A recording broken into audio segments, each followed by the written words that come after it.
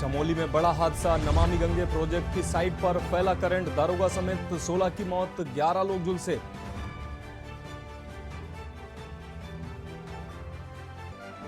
चमोली हादसे की मजिस्ट्रियल जांच के आदेश, एम्स में घायलों से मिले सीएम धामी, 5-5 लाख मुआवजे का किया ऐलान।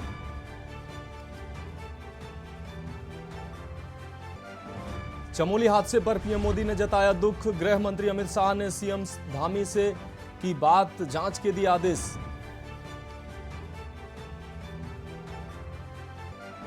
चमोली जिला अस्पताल में स्वास्थ्य मंत्री धन सिंह रावत ने घायलों का जाना हाल, मृतकों के परिजनों को हर संभव मदद का भरोसा।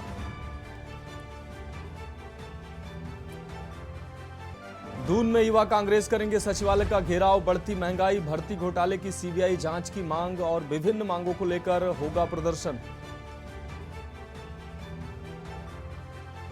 और प्रदेश में अगले 3 दिन भारी बारिश की चेतावनी, गंगोत्री यमुनोत्री हाईवे समेत 239 सड़कें बंद।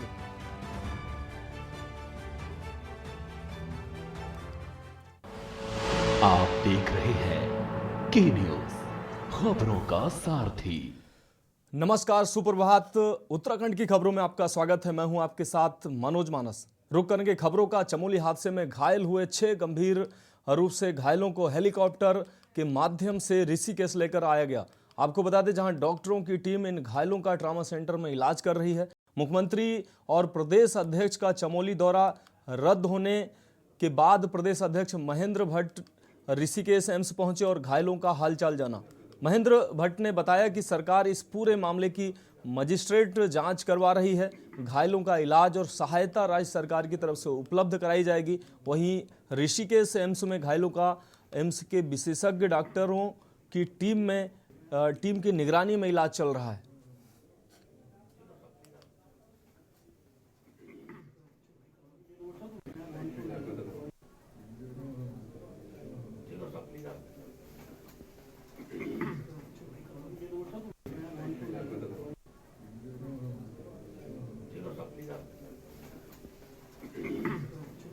देखिए, इस दुखद हादसे में हमारे पास 6 पेशेंट्स अभी पहुंचे हैं हेली से इवैक्यूएट होके।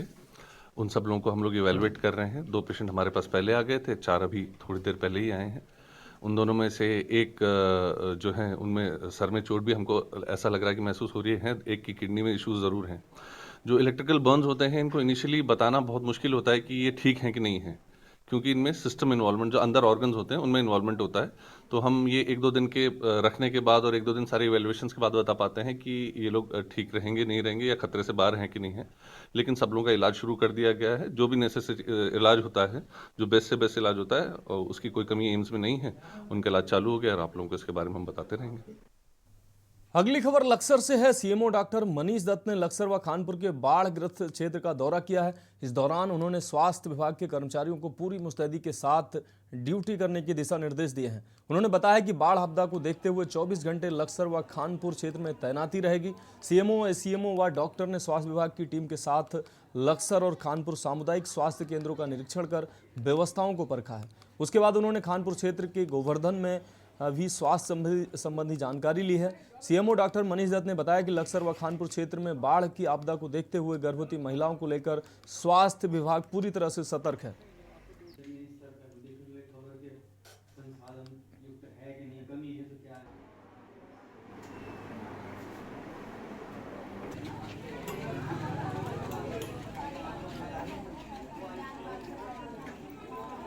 देखिए, वैसे भी लक्सर, जैसे आपने मलेरिया कहा, लक्सर खानपुर क्षेत्र मलेरिया प्रभावित क्षेत्र रहा है। पहले मैं भी यहाँ डीएमओ रहा हूँ, तो भी ये मैंने देखा है इस एरिया को।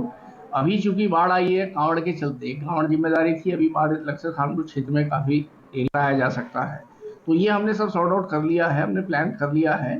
तो लगभग 504 डिलीवरी हमारी लक्सर की हैं, 183 खानपुर की हैं, जो 8वें-9वें महीने की हैं, जिन्हें की अगर कोई ऐसी इमरजेंसी पड़ती है तो हम उन्हें एरियाज में, जैसे आज सीएससी में भी 5 डिलीवरी हुई है हमारे, जब पानी थोड़ा उतरा है तो इस तरह से प्लान किया है हमने। यहाँ 10 टीम बनाई है टोटल सभी एरियाज में, जो कर रही हैं। आज भी 5 जगह हमारे कैंप्स लगे हैं, जिनमें लगभग 300 के करीब मरीजों को देखा गया है, उनमें दवाएं की गई हैं।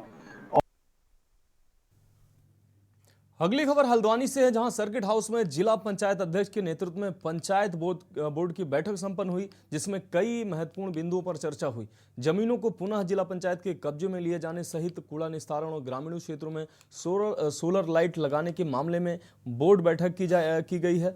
जिला पंचायत अध्यक्ष बेला तेलिया ने कहा कि जिला पंचायत कोशिश कर रहा है कि कब्जे वाली जमीनों को चिन्हित करने के बाद उसको खाली कराया जाए। कई जगह शिकायतें मिली हैं कि लीज समाप्त हो गई है, ऐसी जगहों पर कार्रवाई की जा रही है।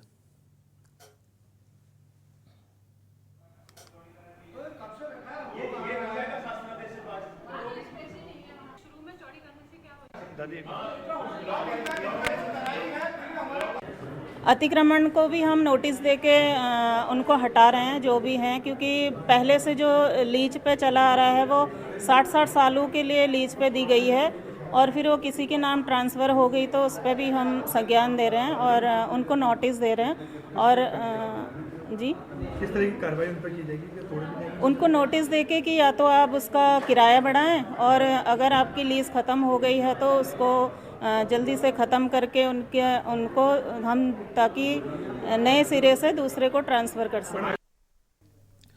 अब बात अगली खबर की। उत्तराखंड हाई कोर्ट ने राज्य में चर्चित यूके SSC पेपर लीक मामले के आरोपी चंदन सिंह मनराल की शॉर्ट टर्म जमानत प्रार्थना पत्र पर सुनवाई करते हुए कोर्ट की एकल पीठ ने उन्हें इलाज कराने हेतु 2 सप्ताह की अंतरिम जमानत दे दी है। कोर्ट ने यह भी कहा है कि वह देश से छोड़कर कहीं ना जाएं, जमानत की अवधि समाप्त होते ही सरेंडर करें। मामले की सुनवाई के लिए 7 अगस्त की तिथि नियत की है।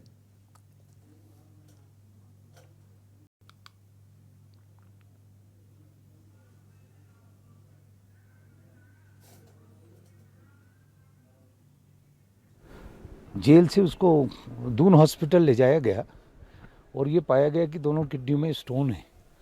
तो शुरू में हमने उनको शॉर्ट टर्म बेल इसलिए की और स्टोन का ऑपरेशन होना तो 2 हफ्ते का टाइम मिला था।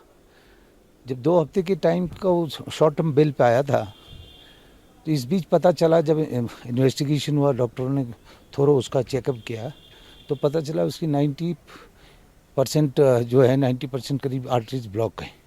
पहले भी उनका फरवरी 2014 में ऑपरेशन हुआ था हार्ट का। तो अभी हमने कहा भाई हम हार्ट का ऑपरेशन पहले करना क्योंकि किडनी बाद में होगी। अभी थिनर वनर दवाइयाँ दे रहे हैं तो किडनी का ऑपरेशन बाद में होगा, पहले हार्ट का होना है। फिर 2 हफ्ते का कल टाइम दिया उन्होंने। करेंगे अगली खबर का। कांवड़ मेले को सकुशल संपन्न कराने के लिए SSP Ajay Singh action mode में नजर आए हैं। उन्होंने पुलिस कार्यालय का औचक निरीक्षण किया है। निरीक्षण के दौरान 25 पुलिसकर्मी गैर हाजिर मिले हैं, जिनके 1 दिन का वेतन रोकने का आदेश SSP ने दिया है। वहीं 23 पुलिसकर्मियों से स्पष्टीकरण भी मांगा गया है। साथ ही अग्रिम आवेदन तक वेतन रोकने का आदेश भी दिया गया है।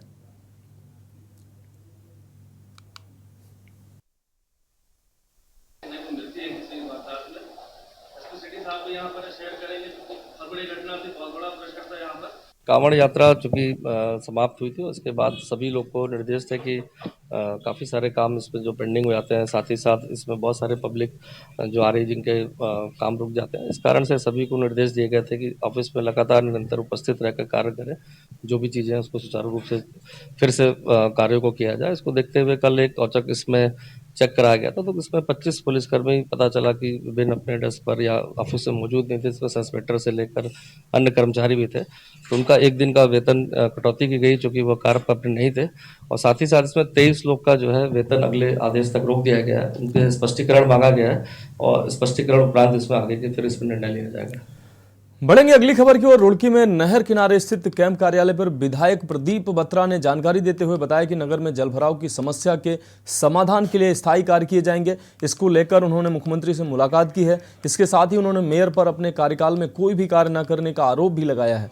उन्होंने कहा है कि इस दैवीय आपदा में पूरे जिले में लोगों का बहुत नुकसान हुआ है। इस संबंध में वह मंगलवार को मुख्यमंत्री से मिले और हुए नुकसान की जानकारी दी। क्षेत्र में कई मकानों में पानी आने से लाखों का नुकसान हुआ। इसके साथ ही कई मकान क्षतिग्रस्त हुए हैं। उन्होंने कहा कि अगर मेयर और निगम गंभीरतापूर्ण होकर कार्य करते तो शायद वर्तमान हालातों पर कुछ काबू पाया जा सकता था।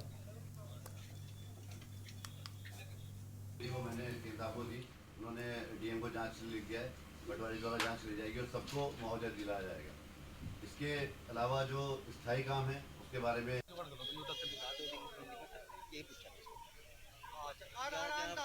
इसके बारे में विस्तार से चर्चा करी मैंने और पूरे जिले के बारे में उनसे चर्चा हुई और समस्या का स्थायी समाधान करने के लिए बात हुई है कि समस्या का स्थायी समाधान होना चाहिए। केवल राजनीति करने से कोई लाभ नहीं है। आओ और शोर मचाओ चले जाओ, क्योंकि बारिश तो रोज होनी है, पानी भी रोज भरना है, पानी का निस्तारण भी होना है, तो इसका एक स्थायी समस्या का समाधान हो, उसके बारे में चर्चा हुई। और चर्चा हुई जो लोगों का नुकसान हुआ है, फिलहाल हम लोग घर में पानी भरा है, जिससे कि किसी का टीवी खराब हो गया, किसी का फ्रिज खराब हो गया, घर में दरार आई है, थ्रेड आई है, छत बैठ गई है, घर में खाने के लिए नहीं है, उसके बारे में मैं लिस्ट लेकर गया था।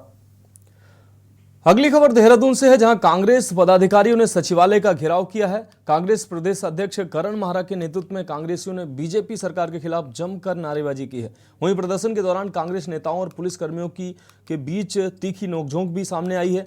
भीड़ को नियंत्रित करने के लिए पुलिस को मिर्च के स्प्रे करने पड़े। वहीं बैरिकेडिंग की मदद से पुलिस ने प्रदर्शनकारियों को सचिवालय से पहले ही रोक लिया।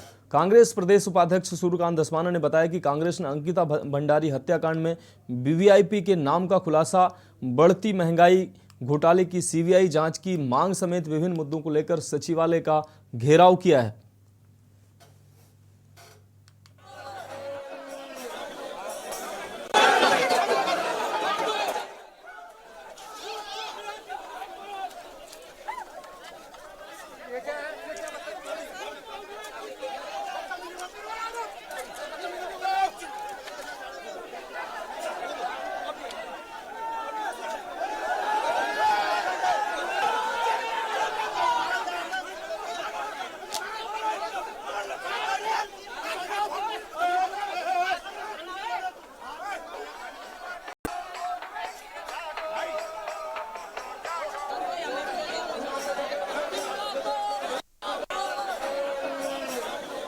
वीआईपी सबको पता है कौन है, बीजेपी को पता है कौन है, इसलिए बीजेपी छुपा रही है।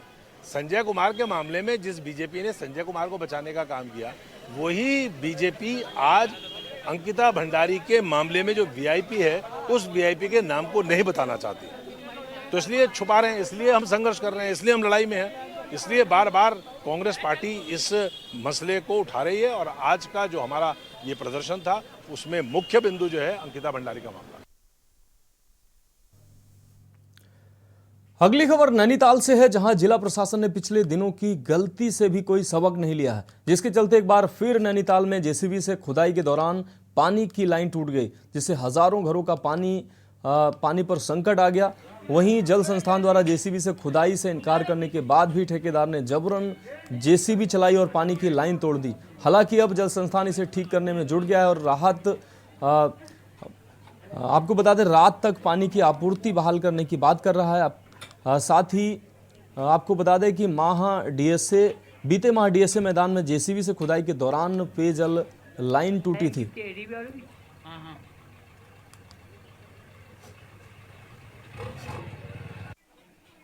जेसीबी चलाने के लिए तो मना ही किया हुआ था, जेसीबी वालों को भी मना किया हुआ था, जो एडीबी का काम चल रहा है, लेकिन इनके द्वारा भी तोड़ा गया। तो शाम तक वाटर सप्लाई रिस्टोर हो जाएगी, शाम तक पानी सप्लाई एडीबी को लेटर लिखवाएंगे। अगली खबर विकासनगर से है, जहां ऑटो कार सिंगौर मोटर मार्ग पर अनियंत्रित होकर खाई में जा गिरी, जिसमें 3 से 4 लोग सवार थे। आसपास के ग्राम प्रहरियों द्वारा घटना की सूचना पुलिस और तहसील प्रशासन को दी गई। इसके साथ ही खाई में गिरे लोगों को घायल अवस्था में बाहर निकाला गया और कार में सवार गांगरो निवासी महिला सामू देवी की मौके पर ही जिसमें मौत हो गई। ग्राम प्रहरियों के द्वारा उनके शव को खाई से बाहर निकाला गया। घटना में घायल सभी लोगों को उपचार के लिए अस्पताल पहुंचाया गया।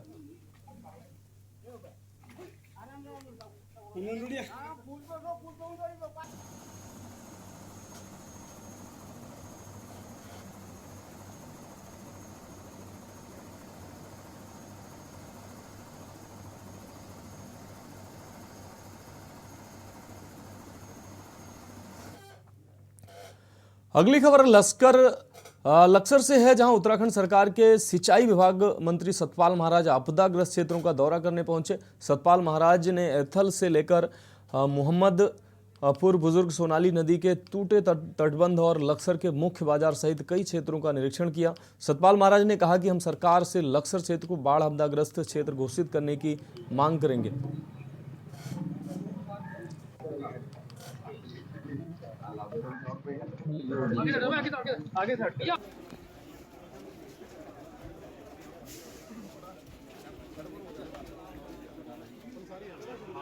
जैसा कि जनता ने मांग की है, इसे ऊंचा किया जाए तो उसको किया जाएगा।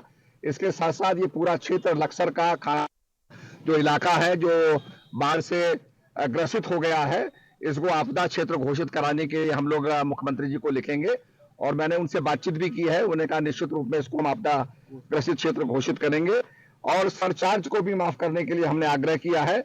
बैंकों की जो वसूली हो रही है उसको भी स्थगित करने के लिए हमने कहा है और 2 माह के बिजली बिल माफ किए जाएं, ये भी मैंने मुख्यमंत्री जी से आग्रह किया है।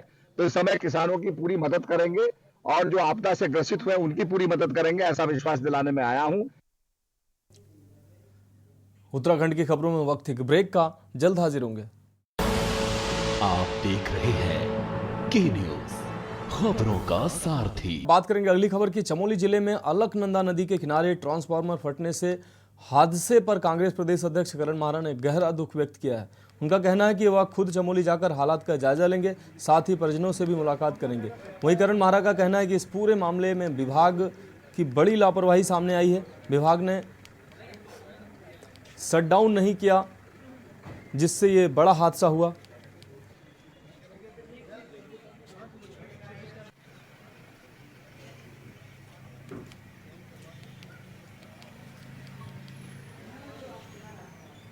तो दोषियों के खिलाफ हत्या का मुकदमा दर्ज करने की उन्होंने मांग भी की है। बहुत ही दर्दनाक घटना है। अभी तक की जानकारी के हिसाब से 16 लोग जो है मृत हुए हैं और कई लोग बहुत गंभीर रूप से घायल हैं, जिनकी जान को अभी भी खतरा है। और हमारा एक युवा साथी सुमित भी उसमें बहुत बुरी तरीके से झुलसने के बाद उसकी मृत्यु हुई है। निश्चित ही सरकार की तरफ से ये बहुत बड़ी लापरवाही है, डिपार्टमेंट की लापरवाही है। जब एक व्यक्ति मर गया था, उसके पंचनामा के लिए उसकी बॉडी लेने के लिए जो पुलिसकर्मी और हमारे सहयोगी गए थे, वो भी उसकी चपेट में आके मरे हैं। क्यों शटडाउन नहीं किया गया, क्यों वहाँ से करंट को नहीं हटाया गया, मेरी समझ से परे है। और जो लोग इसके लिए दोषी हैं उनके ऊपर हत्या का मुकदमा दर्ज होना चाहिए और मृतकों के परिवारों को एक बड़ी राहत सहायता सरकार को घोषित करनी चाहिए तुरंत। अब बात करेंगे अगली अहम खबर की। अगले साल यानी 2024 का लोकसभा चुनाव एनडीए बनाम इंडिया के बीच होगा। विपक्षी दलों की बैठक के बाद अब यूपीए का नाम बदलकर इंडिया कर दिया गया है। इसका पूरा मतलब है Indian national democratic inclusive alliance. 26 दलों वाले इस महागठबंधन के बाद बीजेपी पूरी तरह से इस गठबंधन पर सियासी हमला बोल रही है। प्रधानमंत्री ने इस गठबंधन को कट्टर भ्रष्टाचारी सम्मेलन बताया है। वहीं उत्तराखंड राज्य में भी तमाम विपक्षी दलों की सर्वदलीय बैठक होने जा रही है। कांग्रेस को पूरी उम्मीद है कि विपक्षी दलों की एकजुटता से वो भाजपा को हरा सकती है। वहीं मुख्यमंत्री पुष्कर सिंह धामी ने इस गठबंधन पर बड़ा सियासी हमला बोला है।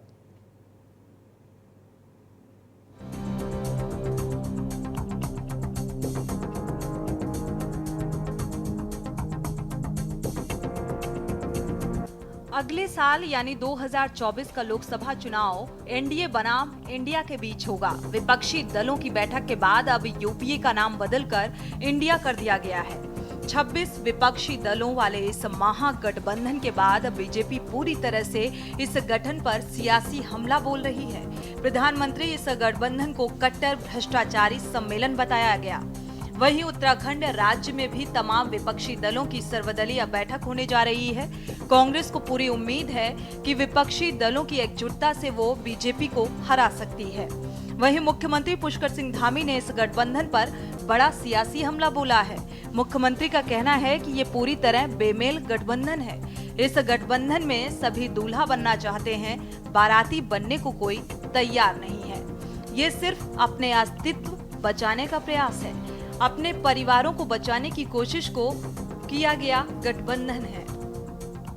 ये सभी दल अपने अपने अस्तित्व को बचाने की लड़ाई लड़ रहे हैं, अपने अपने परिवार को बचाने की लड़ाई लड़ रहे हैं, अपनी पार्टियों को बचाने की लड़ाई लड़ रहे हैं। जबकि आज पूरा देश मोदी जी के साथ है, पूरब से लेकर पश्चिम, उत्तर से लेकर दक्षिण, कश्मीर से लेकर कन्याकुमारी, अटक से लेकर कटक तक पूरे देश का विश्वास मोदी जी के साथ है। इसलिए इनके ऊपर किसी का कोई भरोसा नहीं है। ये सारे के सारे दल यहाँ पर अपना अस्तित्व बचाने के लिए एकत्र हुए हैं और इसमें सभी लोग दूल्हा बनना चाहते हैं, बाराती कोई नहीं बनना चाहता। ये बेमेल गठबंधन है, ये लंबा चलने वाला भी नहीं है और देश की जनता का इन पर भरोसा भी नहीं है। इससे देश की राजनीति का पूरा परिप्रेक्ष्य बदल जाएगा और देश में लोकतांत्रिक शक्तियां अब हावी हो जाएंगी और लोकतंत्र विरोधी शक्तियां हारेंगी, पराभव होगा 2024 में। वहीं उत्तराखंड में कांग्रेस ने गठबंधन के साथ ही सरकार की घेराबंदी शुरू कर दी है। एक तरफ जहां कांग्रेस अग्निपथ योजना के विरोध में जल्द पदयात्रा निकालने जा रही है, तो दूसरी तरफ कांग्रेसियों स्थानीय मुद्दों को भी धार देनी शुरू कर दी है।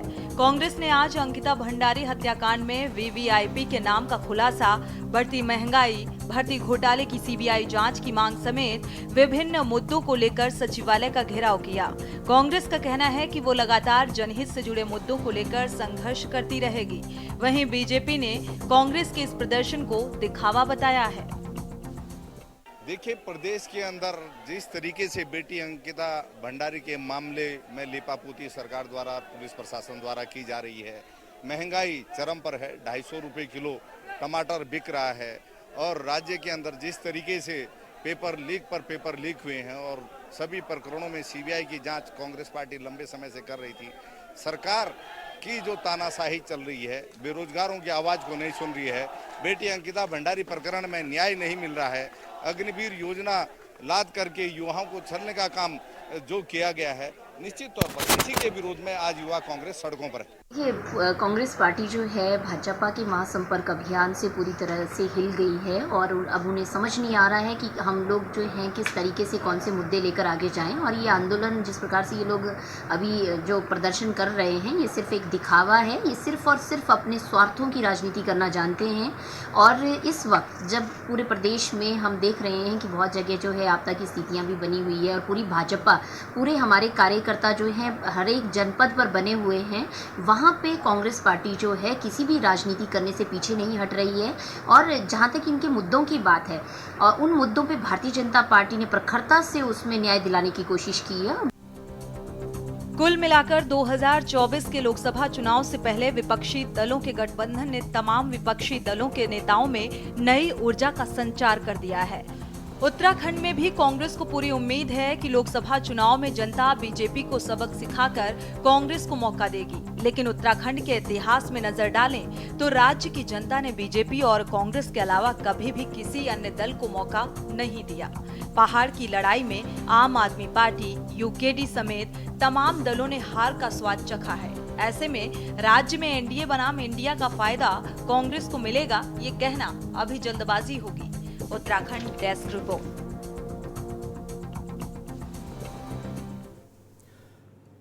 उत्तराखंड की खबरों में अभी के लिए इतना ही। मुझे दीजिए इजाजत और आप देखते रहिए के न्यूज इंडिया। आप देख रहे हैं के न्यूज, खबरों का सारथी।